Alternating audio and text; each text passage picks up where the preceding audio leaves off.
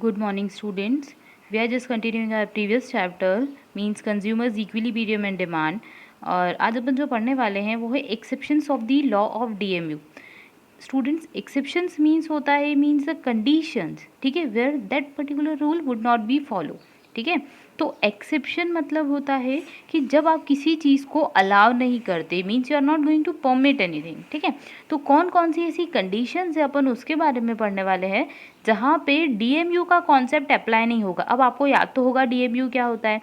that marginal utility of particular commodity goes on decreasing when we are consuming more and more units of a commodity, है ना. जैसे अपन unit ज़्यादा consume करते हैं तो marginal utility decrease हो जाती है, यही कॉन्सेप्ट है. तो अपन फटाफट से इसके एक्सेप्शंस के केसेस पढ़ लेते हैं, फिर अपन इंपॉर्टेंस पढ़ेंगे. So first and foremost exceptional case is that when consumed units are very small, means if we can say कि अगर हमने कोई गुड्स को कंज्यूम्ड किया है और उसकी यूनिट्स बहुत थोड़ी थोड़ी से, जैसे अब आप एग्जांपल ले लो भगवान का प्रसाद.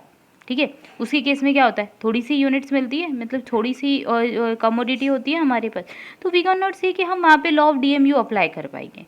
ठीक है, क्योंकि वो one time payment, sorry one time consumption होता है, प्लस वहाँ पे जो यूनिट कंज्यूम्ड होती है वो क्या होती है, बहुत छोटी होती है, थोड़े टाइम पीरियड के लिए होती है. ठीक है, थोड़ी सी होती है. तो हम बोल सकते हैं जैसे कि drop of water to a thirsty man, मतलब जैसे अगर आप मान लो कि एग्जांपल ले लो कि कोई इंसान बहुत प्यासा है, उसको बहुत प्यास लग रही है और आप उसको एक छोटा सा ड्रॉप ऑफ वाटर देते हो. ठीक है, तो आप वहाँ पे डीएमयू अप्लाई कर सकते हो क्या, नो. ठीक है, this was the example. Next is when there is hobby for rare collection. जैसे अगर मान लो किसी इंसान की हॉबी है किसी स्टैम्प को कलेक्ट करना, जैसे स्टैम्प टिकट्स होते हैं ना, उनको कलेक्ट करना बहुत सारे लोगों की हॉबी होती है. तो हॉबी के कंडीशन में क्या हो जाता है, डीएमयू अप्लाई होगा क्या, नहीं. जैसे आप एक कंज्यूम करोगे ना, तो आपको लगेगा मेरे पास ये वाला स्टैम्प होना चाहिए 2020 का, फिर वो सोचेगा कि नहीं मेरे पास 2018 का भी स्टैम्प होना चाहिए, मेरे पास रानी लक्ष्मीबाई का भी स्टैम्प होना चाहिए, मेरे पास गांधी जी का भी स्टैम्प होना चाहिए. मतलब when you are consuming more and more units, ठीक है, then your marginal utility is going to increase. इस कंडीशन में आपकी यूटिलिटी क्या होती जा रही है, इंक्रीज होती जा रही है. तो that was the condition of exceptions of DMU. समझ में आ गया होगा आपको. जैसे अपन कभी भी किसी की चीज़ की बात करें जिसके अंदर अपनी मार्जिनल यूटिलिटी इंक्रीज हो रही है, तो वहाँ पे डीएमयू अप्लाई नहीं होगा.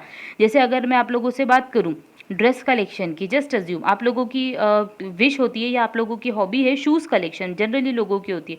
तो जैसे ही आप नाइकी का एक ब्रांड परचेस करोगे तो आपको लगेगा नहीं मुझे नाइकी का वो सेकंड वाला ब्रांड भी परचेस करना है. ठीक है, या फिर आप रीबॉक पे भी जाओगे, मतलब जैसे आप एक गुड्स को कंज्यूम करोगे तो आपकी मार्जिनल यूटिलिटी सेकंड गुड्स के लिए भी अराइज हो जाएगी, वो डिक्रीज नहीं होगी. ठीक है, ये वो एग्जाम्पल था. नेक्स्ट बात कर सकते हैं इंटॉक्सिकेटिंग ड्रिंक्स. इंटॉक्सिकेटिंग ड्रिंक्स मतलब ऐसे ड्रिंक्स, जैसे अगर आपने कभी कोई ड्रिंक के बारे में अगर हम बात करें तो जैसे एप्पल जूस ले लो, या फिर किसी भी ड्रिंक के बारे में बात करें, तो उस कंडीशन के अंदर आप जैसे कंज्यूम करते हो तो आपकी यूटिलिटी क्या होती जाती है, आपको और कंज्यूम करने की इच्छा होती रहती है. ठीक है, तो that was the condition of law of DMU जहाँ पे वो अप्लाई नहीं होता. जस्ट अगर हम एग्जांपल बात कर सकते हैं तो लिकर की बात कर सकते हैं, लिकर की कंडीशन में यही अप्लाई होता है. ठीक है, तो ये एक सबसे बड़ी दिक्कत है कि यहाँ पे लॉ ऑफ डीएमयू जो है, डीएमयू का जो कॉन्सेप्ट है वो अप्लाई नहीं होगा. ठीक है, अब नेक्स्ट अपन अगर बात कर सकते हैं तो वो सकता है फॉर कलेक्टिंग मनी. ठीक है, फॉर कलेक्टिंग मनी मतलब जैसे कि अगर मान लो कि अंबानी साहब ये सोच लें, ठीक है, अंबानी साहब ये सोच ले कि चलो ठीक है मेरे पास तो मैं तो वर्ल्ड में नंबर 1 पे नंबर 2 पे बन गया हूँ, अब मुझे नहीं करना क्योंकि मेरी मार्जिनल यूटिलिटी डिक्रीज हो रही है. तो ऐसा होगा क्या, नहीं. मनी एक ऐसा केस है जहाँ पे आपका जो कंजम्पशन, मतलब जितना जितना आप मनी रिसीव करते जाते हो, आपका लेवल ऑफ कंजम्पशन भी क्या होता जाता है, इंक्रीज हो जाता है. या फिर ये बोले कि आपकी जो मार्जिनल यूटिलिटी है, means your intensity to consume that particular money would goes on increasing. ठीक है, मतलब आपके पास अभी मान लो जस्ट अज्यूम आपके पास इनकम आ रही है 5000 रुपीज़ की, तो आप अगली बार क्या सोचोगे, अरे यार मेरे पास 6000 की इनकम आनी चाहिए, मेरे पास 7000 आनी चाहिए. मतलब जैसे जैसे आप ज़्यादा ज़्यादा पैसे अर्न करोगे आपको और ज़्यादा कंज्यूम करने की इच्छा होती जाएगी. That was the condition of exception. ठीक है, ये एक्सेप्शन की कंडीशन थी. नेक्स्ट बात कर सकते हैं collection of coins and stamp symbols है, जो मैंने पहले एग्जांपल दिया था कि अगर आप किसी हॉबी की बात करो या फिर collection of coin and stamp, जैसे जनरली स्टैम्प कलेक्शन लोगों की हॉबी होती है इसलिए मैंने उसको उसी में इंक्लूड कर लिया था. आप हॉबी में एक सॉन्ग का एग्जाम्पल भी ले सकते हो, जैसे आपने कोई सा मेलोडियस सॉन्ग सुना, आपकी हॉबी है गाने सुनना या स्केचिंग करना, तो आप जैसे एक स्केच बनाओगे आपको अच्छा लगेगा, आप सेकेंड स्केच फिर बनाओगे. यस और नो. और ये कॉइन कलेक्शन में तो आपको मैंने बता ही दिया कि जैसे आपने फर्स्ट कॉइन कलेक्ट करा, जैसे 2020 में गवर्नमेंट ने कोई सा कॉइन जो है वो उसके ऊपर स्टार्ट किया था, मतलब कोई सा नया कुछ कॉइन जो है वो इशू किया था। तो आप सोचोगे कि मेरे पास तो 2000 वाला कॉइन भी होना चाहिए, मेरे पास 1995 का भी होना चाहिए। वैसे मैं आपको पर्सनली बताऊं तो मेरी ये हॉबी है कॉइन कलेक्ट करना की, मुझे बहुत पुराने पुराने कॉइन्स आपकी कलेक्ट करने की इच्छा होती है। ठीक है, that was a separate thing, उसको आप पढ़ाई से कोरिलेट मत कीजिए। अब आगे है with large number of public starting consume, मतलब कभी कभी ऐसा होता है कि जब लोग बहुत ज़्यादा लेवल पे कंज्यूम करते हैं तो उस कंडीशन में हम अपनी मार्जिनल यूटिलिटी को डिक्रीज नहीं कर सकते। ठीक है, जैसे कि अगर हम एग्जांपल ले सकते हैं कि जैसे अगर कोई गुड्स है, ठीक है, it is said to be that the utility of community begins to increase if large level of consumers are increasing. जैसे मान लो कि अगर हम एक एग्जांपल लेते हैं, जैसे हम ऑनलाइन गेम्स की एग्जांपल लेते हैं, ठीक है, तो अभी आपको पता है वैसे तो टिकटॉक बैन हो गया है, पर थोड़े टाइम पहले जब रन कर रहा था तो उस टाइम पे बहुत सारे लोग क्या कर रहे थे, टिकटॉक यूज़ कर रहे थे। ठीक है, तो वो ट्रेंड चल गया कि okay that is using, this person is also using, this person is also using. तो हमने क्या करा, हमने भी स्टार्ट करना, हमने मतलब कुछ लोगों ने स्टार्ट करना, सॉरी यूज़ करना स्टार्ट कर दिया। तो ये एक ट्रेंड होता है। तो समटाइम ट्रेंड्स में भी the exceptions of DMU, trends भी जो होते हैं वो डीएमयू का एक्सेप्शन होते हैं। जब ज़्यादा लोग किसी चीज़ को कंज्यूम करते हैं तो अपन सोचते हैं कि चलो वी शुड कंज्यूम इट। ठीक है, हमको भी एज अ शो करने के लिए क्या करते हैं, हम कंज्यूम करते हैं। नेक्स्ट हमने ये शायद छोड़ दिया है, इस पर कुछ मैंने लिखा नहीं है, लस्ट ऑफ एन आर्टिकल्स। ठीक है, लस्ट फॉर एन आर्टिकल मतलब क्या होता है कि अगर मान लो आप किसी ऐसे पर्टिकुलर चीज़ के लिए फ़ैन हो, ठीक है, जो आपको कंज्यूम ही करनी है। ठीक है, जैसे किसी को बाइक्स है तो बाइक का कोई फ़ैन है तो फिर वो उसको कंज्यूम डेफिनेटली करेगा। ठीक है, तो आपको अगर किसी चीज़ के टूवर्ड्स लव है, पावर है, अफेक्शन है, तो उस केस में आप लॉ ऑफ डीएमयू को अप्लाई नहीं कर सकते। Mean generally we are talking about the love and affection. ठीक है, अगर किसी चीज़ के टूवर्ड्स आपका है तो अपन बात कर लेते हैं फटाफट से इंपॉर्टेंस की। तो इंपॉर्टेंस देखो दो होती है, एक थ्योरेटिकल होती है, एक प्रैक्टिकल होती है। थ्योरेटिकल मतलब थ्योरी वे में हम इंप्लीमेंट करेंगे, प्रैक्टिकल मीन्स हम प्रैक्टिकली अपनी उसको लाइफ में इंप्लीमेंट करते हैं। तो सबसे फर्स्ट थिंग इज दैट कि प्रैक्टिकल इंपॉर्टेंस डीएमयू क्या होती है, तो वो समझते हैं जो हमारी मार्केट इकोनॉमी को अफेक्ट कर सकता है। तो importance for production means with the help of DMU we can easily decide our production. हम हमारे प्रोडक्शन को भी क्या कर सकते हैं, डिसाइड कर सकते हैं। अब कैसे करते हैं वो बताती हूँ। तो जो हम अगर प्रोडक्शन करते हैं तो जैसे कोई प्रोड्यूसर होता है तो वो डिसाइड करते हैं कि that they have not to produce only a same quantity, मतलब वो सेम क्वांटिटी प्रोड्यूस नहीं करते क्योंकि उन्हें पता है कि एक लेवल पे जाके क्या हो जाएगी, डिक्रीज हो जाएगी मार्जिनल यूटिलिटी। तो दे जस्ट डिसाइड कि हमें क्या करना चाहिए, अपने प्रोडक्ट में वेरिएशन लेके आने चाहिए। क्या करने चाहिए, वेरिएशन। ठीक है, तो चेंजेस के साथ हम टाइम टाइम पे उस प्रोडक्ट को कंज्यूम कर पाएंगे।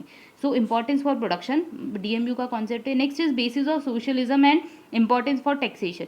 बेसिस ऑफ सोशलिज्म मीन्स ये सोसाइटी को डेवलप करने के लिए भी हेल्पफुल होता है, या सोसाइटी का हमको बेस क्लियर करके देता है। जस्ट लाइक अगर हम बात कर सकते हैं कि अगर हमारी इकोनॉमी के अंदर पुअर लोग भी रहते हैं और रिच लोग भी रहते हैं, दोनों रहते हैं, but if you can say कि पुअर लोगों की जो इंटेंसिटी होती है कंजम्पशन की वो क्या होती है, लो होती है as compare to rich class people. ठीक है, तो हमको एक बेसिस डिसाइड करने को मिल गया कि with the help of DMU we can easily decide कि जो पुअर लोग होते हैं उनके पास वेल्थ भी बहुत कम होती है, और as compare to rich people तो पुअर लोगों के पास थोड़ी सी कम वेल्थ होती है।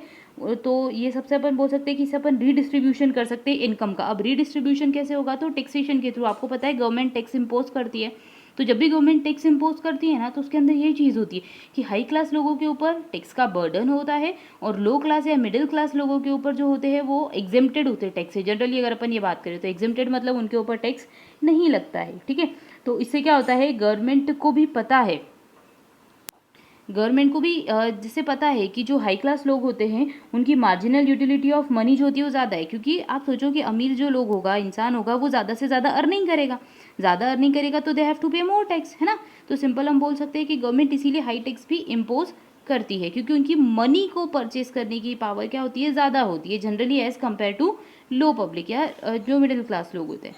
अब थ्योरेटिकल इंपॉर्टेंस जो होती है वो ये होती है कि हम बात कर सकते हैं बेसिस ऑफ कंज्यूमर सरप्लस। ये हम आगे पढ़ने वाले हैं कि कंज्यूमर सरप्लस हम कैसे डिसाइड करते हैं। Basis of law of demand, हम लॉ ऑफ डिमांड कैसे डिसाइड करते हैं डीएमयू के अकॉर्डिंग। और law of marginal utility means basically अगर मैं बात करूँ तो ये सारे कुछ रूल्स एंड रेगुलेशंस है जो इकोनॉमी में इंप्लीमेंट होते हैं। जैसे बेसिस ऑफ कंज्यूमर सरप्लस मतलब आपको कैसे मालूम पड़ेगा कंडीशन में कि कंज्यूमर सरप्लस में है नहीं, मतलब कंज्यूमर आपके गुड से सेटिस्फाइड है या नहीं। ठीक है, basis of law of demand मतलब कि लॉ ऑफ डिमांड बोलता है कि जब भी प्राइजेस मार्केट में इंक्रीज होंगे हम डिमांड को डिक्रीज कर देंगे। तो ये लॉ कहाँ से डिराइव्ड हुआ? This law was derive from DMU, ठीक है, तो इंपॉर्टेंट है। Next, equi marginal utility means when we are talking about the two product, ठीक है, जब दो प्रोडक्ट की बात कर सकते हैं, तो जो दो प्रोडक्ट होते हैं वो क्या कर रहे हैं, सेम लेवल ऑफ सेटिस्फेक्शन दे रहे हैं, तो इस टाइप का जो लॉ होता है वो इक्वी मार्जिनल यूटिलिटी होता है। तो we can say that this law means law of DMU would be basis for all that types of law, जो हम अभी आने वाली क्लास के अंदर पढ़ेंगे तो आपको और क्लियर हो जाएगा। ओके, आई होप ये चीज़ आपको समझ में आ गई होगी। इसको बहुत अच्छे से रिवाइज करिएगा। अपन नेक्स्ट वीडियो में नेक्स्ट चीज़ें देखते हैं। Thank you.